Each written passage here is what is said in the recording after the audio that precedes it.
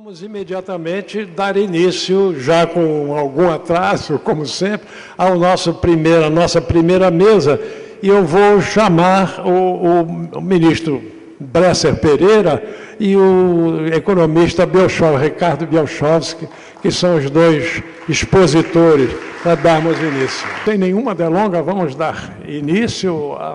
Os palestrantes, na verdade, dispensam uma apresentação, não só o ministro Bresser Pereira, mas Ricardo Bielchowski, que foi o homem da CEPAL no Brasil durante muito tempo, enfim, e hoje é um professor destacado na UFRJ. Vamos ao tema desta primeira mesa, que é o novo desenvolvimentismo e o social desenvolvimentismo. Quer dizer, nessa discussão, novo desenvolvimentismo, porque é a ideia do desenvolvimentismo do passado, dos anos 50, renovado pela apreciação das condições novas, e o do social desenvolvimentismo, que é o do desenvolvimentismo muito preocupado com as prioridades sociais. Então, vou dar imediatamente a palavra ao professor Bresser Pereira para a exposição. Muito bem.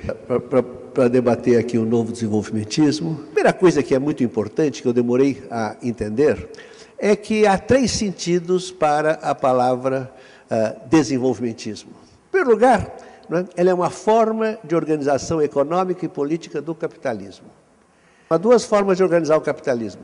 Ou você organiza o capitalismo de acordo com o liberalismo econômico, ou você o organiza de acordo com o desenvolvimentismo, que é uma intervenção moderada da economia, que é um processo de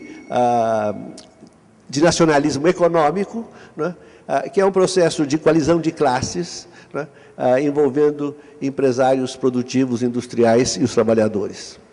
Então, isso é uma forma de organização alternativa, é uma coisa importante porque, veja, sempre se opôs o liberalismo econômico ao socialismo. Tudo bem, mas aí são duas.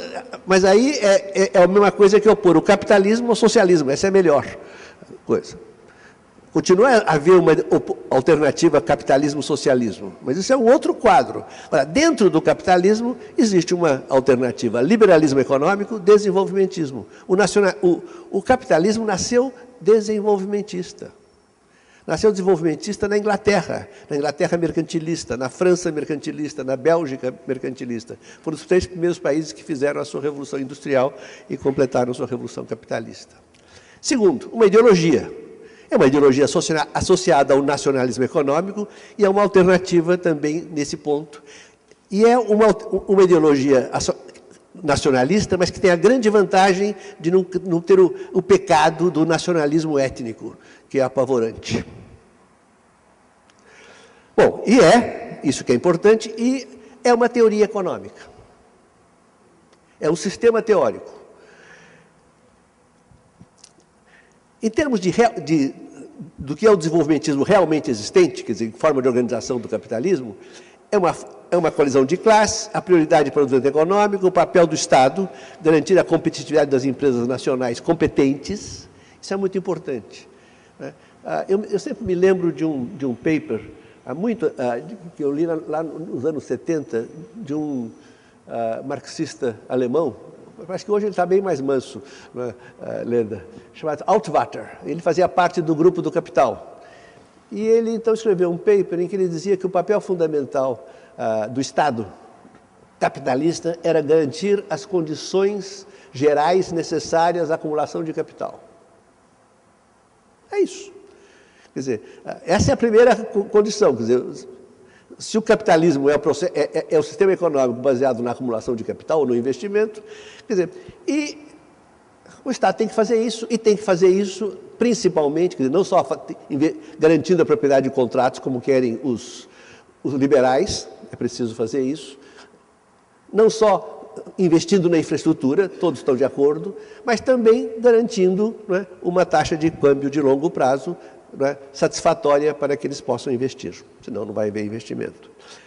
E a coordenação da economia pelo Estado e o mercado, este regulando o mercado, portanto ele é mais importante, e intervindo na economia segundo o princípio da subsidiariedade, isso na microeconomia, e na macroeconomia de forma muito decisiva. Então, as formas históricas de desenvolvimentismo. O mercantilismo é o primeiro desenvolvimentismo, o bismarckismo, né? O nacional-desenvolvimentismo nosso, de Vargas e também dos militares, mas mais de Vargas, o desenvolvimentismo do leste asiático, do Japão e países, e até a China, né? O desenvolvimentismo social-democrático dos anos dourados do capitalismo, né? E o desenvolvimentismo social e, né, o desenvolvimentismo envolve sempre um compromisso entre crescimento e distribuição. Então, em relação ao desenvolvimentismo como teoria, ele está derivado da economia política clássica, inclusive a marxista, e de Keynes. Keynes, né? E Kalec, não é só Keynes. Quer dizer, e, a meu ver, há duas teorias que eu conheça, né, desenvolvimentistas. Uma é o desenvolvimentismo clássico. Então, há o desenvolvimentismo clássico, também chamado Development Economics e também chamado estruturalismo latino-americano, que foi dominante, teve grande influência, né, em todo o mundo entre os anos 40 e os anos 60. E o novo desenvolvimentismo, que está em formação desde 2001. Quais são as três áreas dessa teoria novo desenvolvimentista? Uma é a área da economia política. É a análise histórico-sociológica do capitalismo e do Estado desenvolvimentista. É essa discussão que eu fiz uma referência rápida agora, por exemplo, ao problema, não é, das formas de desenvolvimentismo históricas, não é, das coalizões de classe. Isso é muito importante. A segunda é uma microeconomia, que está muito pouco desenvolvida ainda, mas é essencial ter. É a microeconomia que foi bastante desenvolvida na teoria, no desenvolvimentismo clássico, e continua sendo desenvolvida, né, através das ideias de política industrial, né, e certamente com um conceito fundamental, esse é fundamental, absolutamente fundamental, que é o crescimento como mudança estrutural. Ou, como eu prefiro dizer atualmente, o desenvolvimento não como ação produtiva. Mas tudo isso é a famosa mudança estrutural, que é a base da microeconomia, né, desenvolvimentista clássica. Nessa microeconomia também é preciso haver a microeconomia da distribuição, né? As relações entre taxa de lucro, produtividade e taxa de salários. Isso vem do Marx, né? E o Furtado entrou nessa matéria, eu entrei fundo nessa matéria há muitos anos, ajuda muito.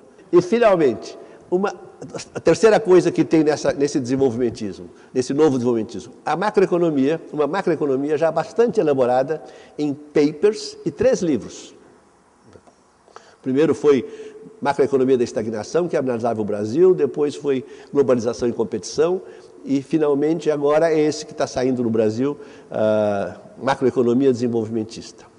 De fato, o novo desenvolvimentismo provoca, naqueles como eu, que não concorda totalmente com o receituário do novo desenvolvimentista, uma sensação de que está me acusando de velho desenvolvimentista, como se eu não tivesse presente todas as transformações históricas que ocorreram nas últimas décadas e as limitações para o desenvolvimento econômico, a intervenção do Estado, etc., que existem diante da globalização financeira, comercial, etc. Mas, ao mesmo tempo, é preciso reconhecer que o Bresser não fica nada satisfeito, confortável com a palavra social-desenvolvimentismo, porque parece que ele não tem as preocupações sociais muito fortes, e tem.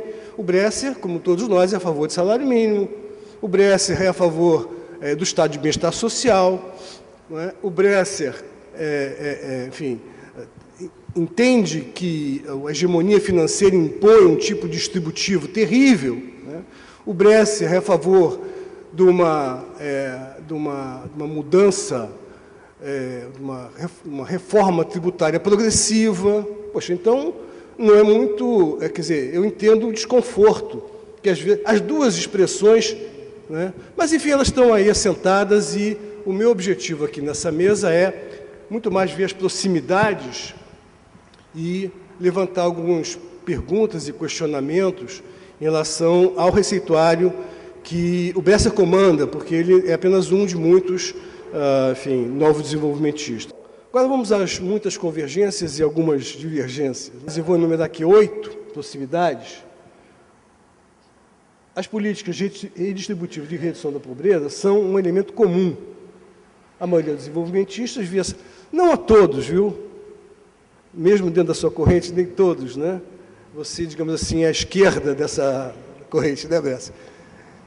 Salário mínimo, enfim, estado de bem-estar, reforma fiscal progressiva, redução de juros aos produtores e consumidores, que isso é uma coisa terrível em termos distributivos. O que há são divergências com relação a aceitar os efeitos da desvalorização cambial sobre a distribuição da renda nos curto e médio prazo. Isso tem realmente uma aceitação, quer dizer, uma proposição de que, infelizmente, é o preço que tem que se pagar, segundo o Bresser, para se ter indústria e manter a sustentabilidade a longo prazo, e outros, que, como eu, acham que é preciso, digamos assim, tudo bem, mas é preciso fazer um enorme esforço para minimizar esse efeito, e é por aí que eu vou sugerir ao Bresser uma flexibilização dessa posição dele, ele vai discordar. O desenvolvimentismo, inclusive o novo, o que se diz novo, né, é o posicionamento de busca de transformações estruturais com participação do Estado para alcançar a diversificação produtiva, aumento de produtividade, competitividade, redutores da vulnerabilidade externa, bem como alcançar avanços sociais. Divergências, de novo, em relação à extensão e eficácia de políticas industriais versus mercado. Aí tem uma divergência, mas eu vou voltar a isso. Terceiro, autonomia para crescer a longo prazo significa, para todas as correntes, não depender de endividamento externo, garantindo suas divisas necessárias para pagar pela ampliação das importações e demais contas externas com produto de diversificação produtiva e da elevação da produtividade, que torne a produção nacional competitiva com importações no mercado interno e mais apta a ser exportada. Quarto, a necessidade de praticar taxas de câmbio e taxas de juros compatíveis com o estímulo ao investimento industrial, divergência sobre o grau de eficácia do câmbio em termos de estímulo ao investimento industrial. Quinto, idealmente, devido aos efeitos sobre inflação e salário, desvalorizações cambiais deveriam ser acompanhadas de tributação às exportações de commodities. Sexto, os efeitos de taxas de juros altas, Selic e os spreads bancários astronômicos sobre a atividade econômica e investimentos são altamente perversos. Sétimo, em alguns setores verifica-se destaque a ideia de que o fortalecimento do capital nacional, privado e estatal é um mecanismo superior à atração do capital estrangeiro. O nacionalismo não provoca, entre desenvolvimentistas, eu acho que entre a maioria dos desenvolvimentistas, é melhor dizer, reações contrárias, no máximo algum ceticismo. E, finalmente, dentro das convergências, a ideia de buscar uma convergência de interesse entre trabalhadores e empresários do setor produtivo, enfatizados por alguns novos desenvolvimentistas, encontra a boa acolhida dos demais desenvolvimentistas, ceticismos sobre essa possibilidade, dado enfim, a luta de classes à parte.